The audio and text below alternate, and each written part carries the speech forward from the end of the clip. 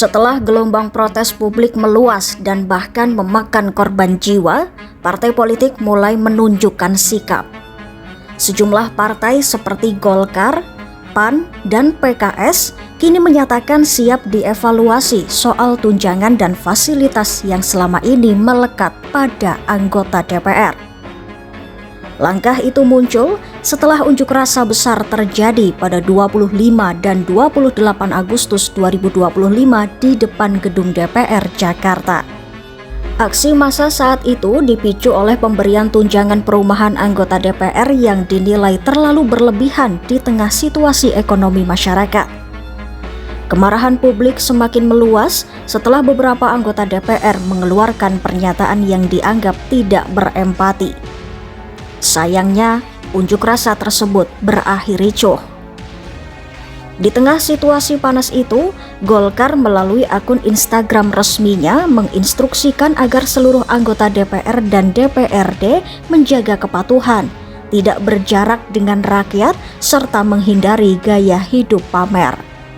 Sekretaris Jenderal DPP Golkar M. Sarmuji menegaskan, anggota Dewan harus peka terhadap aspirasi rakyat dan fraksi Golkar siap jika tunjangan maupun fasilitasnya dievaluasi.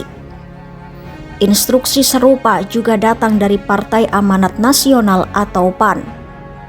Ketua Umum PAN Zulkifli Hasan mengingatkan agar anggota DPR dari PAN bertindak rendah hati, penuh empati, dan tidak arogan.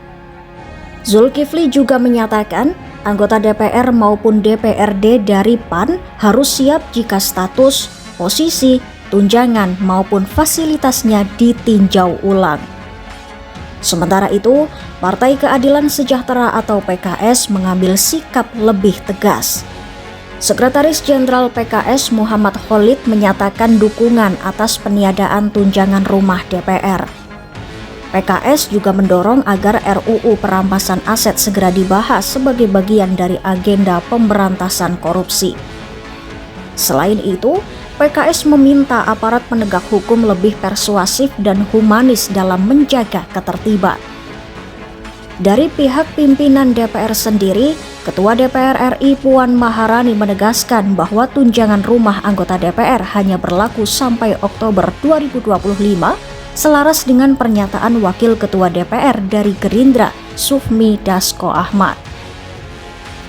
Sebelum ada instruksi dari partai-partai politik tersebut, di Jakarta, seorang pengemudi ojek online bernama Afan Kurniawan tewas setelah dilindas kendaraan taktis Brimob di kawasan Pejompongan, Jakarta.